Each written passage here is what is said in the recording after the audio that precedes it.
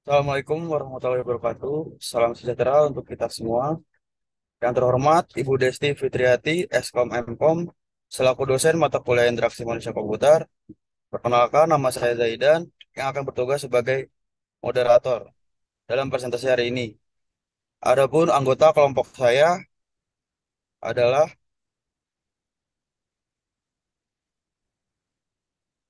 Aulia dan Maning Tias, M. Yusuf Adinata, Muhammad Rizal, Muhammad Zainal Rashid, Muhammad Ilham, Dinda Safrina Arfandi, Cinta dari Unus, dan terakhir ada Gio. Langsung saja mulai ke topik. Topik pertama ada analisis. Topik kedua ada redesign. Topik ketiga ada log fidelity. Topik keempat ada usability testing. Langsung saja saya persilakan untuk saudara Yusuf untuk membacakan materi pertama.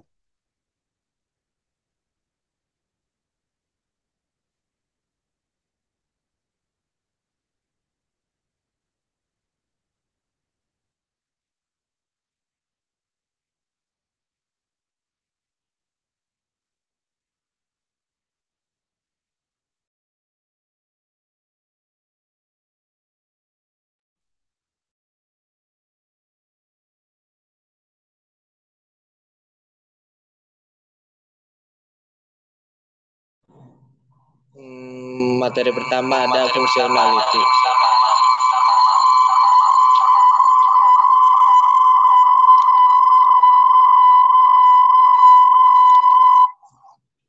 Ada functionality. Functionality itu meliputi fitur atau menu, login atau sign up. Fitur ini untuk mendaftarkan akun atau masuk ke akun yang dibuat sebelumnya. Dua, ada dashboard tampilan awal pada website. Tiga, menu mindful. Fitur ini memiliki dua kategori. Satu, ditujukan untuk menenangkan pikiran melalui meditasi dan kategori lainnya dengan berbagai pilihan ditujukan untuk orang yang sulit tidur. Dua, ada konseling. Di fitur konseling ini terdapat berbagai pilihan konseling, yaitu konseling offline dengan psikolog dan psikiater. Kemudian ada konseling online yaitu dengan psikolog dan konselor. Tiga, ada jurnal. Di fitur ini kita bisa mengungkapkan pemikiran yang berbeda dengan menulisnya. Empat, ada artikel. Ada beberapa artikel terkait hidup sehat yang bisa dibaca oleh user. Empat, itu ada pengaturan yang terdiri dari profil.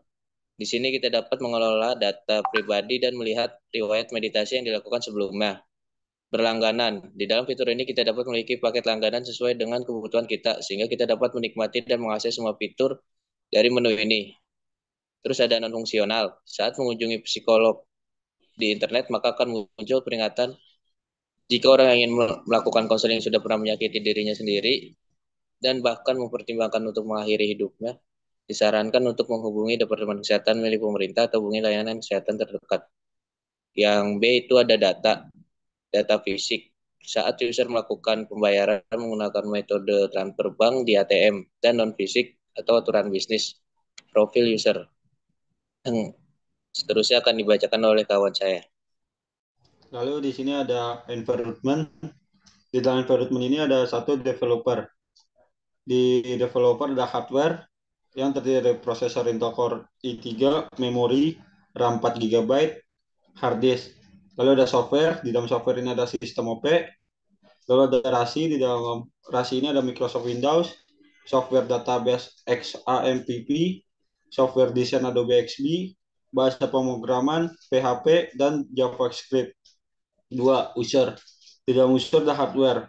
Hardware ini di dalamnya ada Android versi 6.0 ke atas, prosesor, laptop atau komputer, Intel Core i3 ke atas, minimal, RAM 4 GB. Ada iPhone, iOS 12 ke atas. Lalu ada software, di dalam software ini ada web browser dan Google Chrome.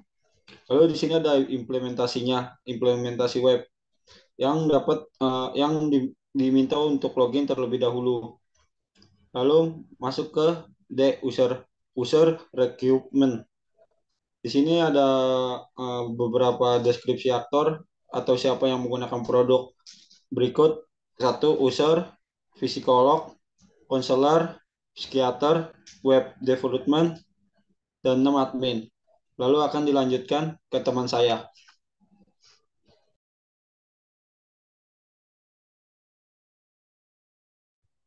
Selanjutnya ada usability.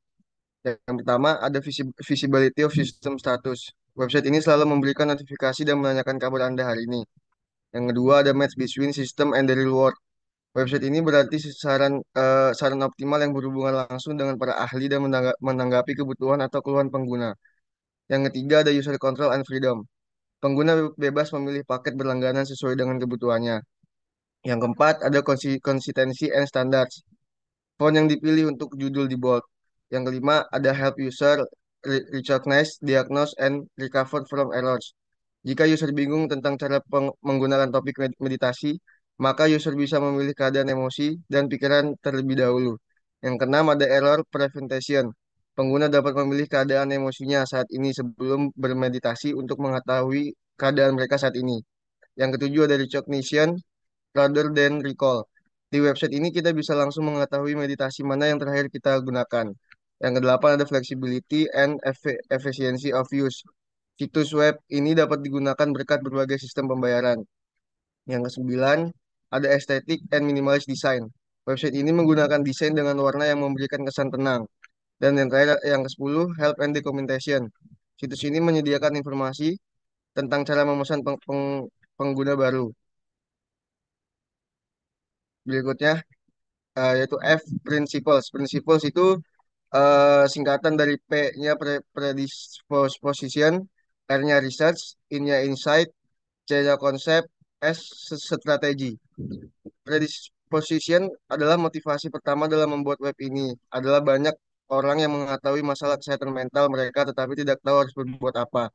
Target dari aplikasi ini mulai dari remaja sampai dewasa yang ingin mengetahui banyak tentang kesehatan mental dan mendapatkan saran dari para ahli. Selanjutnya research. Yang pertama, literatur review. Menurut pakar kesehatan Merriam-Webster, kesehatan mental adalah suatu keadaan emosional dan psikologis yang baik, di mana individu dapat memanfaatkan kemampuan kognisi dan emosi berfungsi dalam komunitasnya dan memenuhi kebutuhan hidupnya sehari-hari. Yang kedua, kontekstual injury. Pengguna dengan masalah kesehatan mental seringkali tidak tahu apa yang dapat mereka lakukan untuk menjadi lebih mandiri dan seringkali takut menemui spesialis. Jadi kami ingin pengguna ingin menyelesaikan masalahnya tanpa rasa takut atau malu. Yang ketiga ada usability testing. Pengguna situs web atau layanan ini dapat memberikan komentar atau penilaian pada aplikasi itu sendiri atau ulasan dan psikolog atau psikiater setelah berkonsultasi. Juga di situs web ini informasi pengguna jika kerahasiaannya sehingga pengguna merasa aman. Selanjutnya ada insight. Insight yaitu kami menggunakan warna biru untuk membuat halaman ini terlihat tenang, tenang dan tenang. Selain itu ada beberapa artikel di halaman yang berisi informasi yang menarik bagi pengguna. Selanjutnya ada konsep.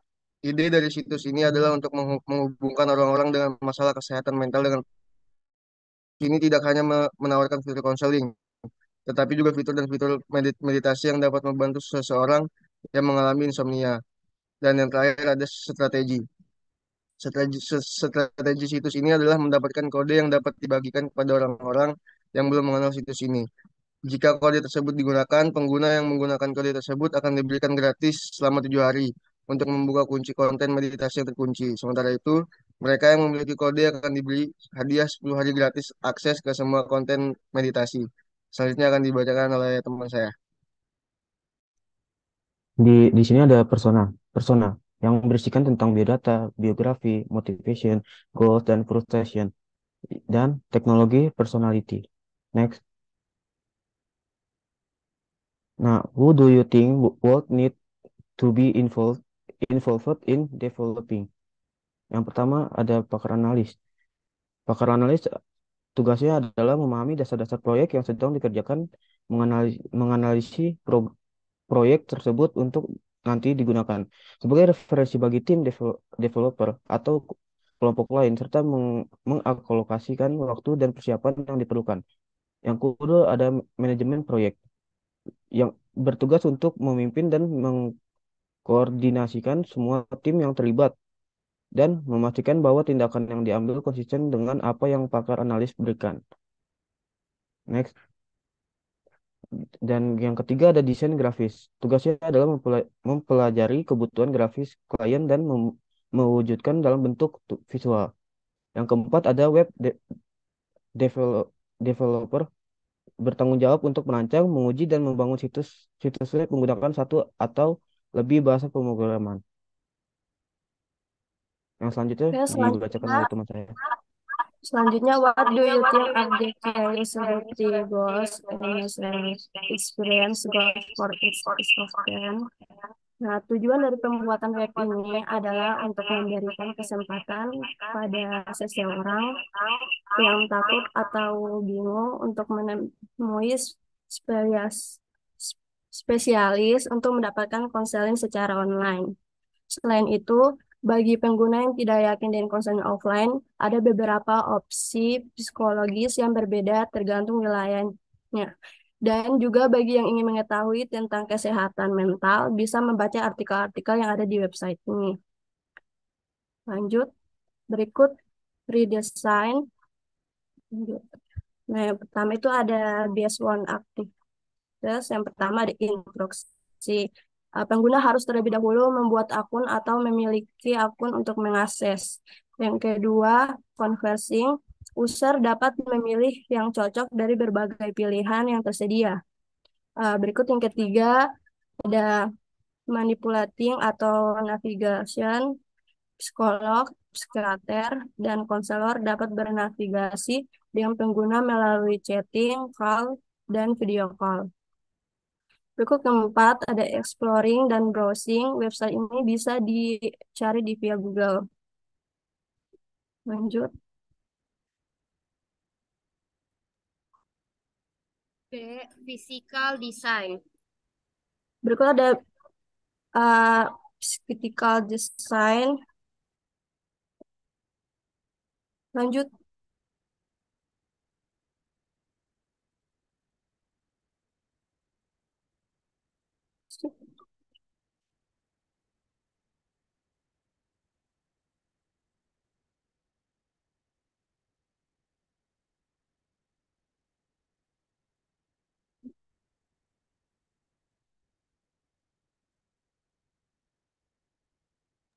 Physical design.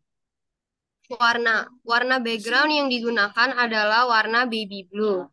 Warna logo yang digunakan pada website warna hitam. Warna font yang digunakan hitam, putih, dan biru muda. Warna icon fitur yang digunakan warna biru muda dan putih. Warna font dalam fitur yang digunakan warna hitam, putih, dan biru muda. Gambar. Website ini akan menampilkan beberapa gambar artikel untuk membantu user terhadap pengetahuannya. Selain itu, ada gambar yang akan membantu user dalam menggunakan fiturnya. 3. Menu dan ikon. Terdapat ikon sedih, gembira, merenung, dan lain-lainnya untuk menunjukkan perasaan pengguna. Terdapat ikon yang menggambarkan topik yang ingin dipilih oleh konselor saat Anda memilih topik. Low fidelity. Sketch. Berikut adalah gambar sketchnya.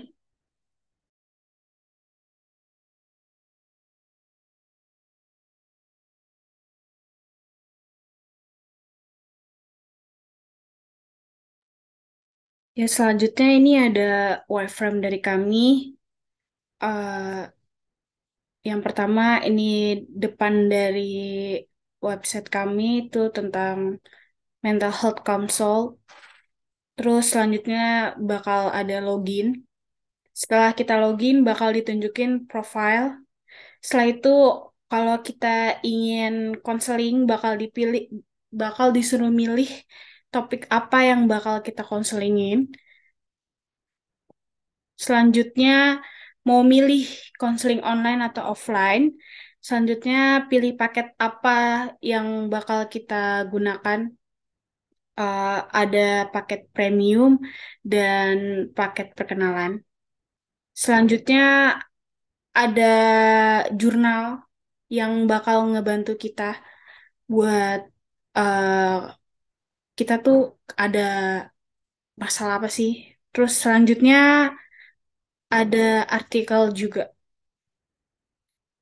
Ini storyboard board kita. Yang pertama ada jadwal buat konselingnya. Terus buat pembayarannya bisa melalui e-wallet atau debit card atau yang lain-lain. Terus ada bentuk paketnya sama topik konseling apa aja yang bakal ada di website itu. Selanjutnya bakal dilanjutkan oleh moderator. Ada usability testing. Website Kamsol adalah website konseling dalam dan meditasi online berbayar untuk kesehatan mental yang lebih baik. Website ini sangat mudah dipahami pengguna karena banyaknya fitur yang tersedia yang dapat membantu pengguna menyelesaikan masalah mereka. Fitur konseling ini juga menawarkan konseling online melalui obrolan, telepon suara, atau telepon video. Selain fitur konseling berbasis biaya, pengguna juga dapat memilih atau menggunakan fitur mindful untuk menciptakan suasana tenang saat dihadapkan pada pikiran negatif dan artikel kesehatan mental yang bebas untuk dibaca. Dengan membuat website ini dapat menawarkan perawatan kesehatan mental alternatif yang dikombinasikan dengan teknologi agar mudah diakses oleh banyak orang. Demikianlah beberapa hal yang bisa kelompok kami sampaikan hari ini. Mohon maaf apabila ada kesalahan dari kelompok kami. Dengan ini, presentasi hari ini saya tutup. Terima kasih atas perhatiannya. Wassalamualaikum warahmatullahi wabarakatuh.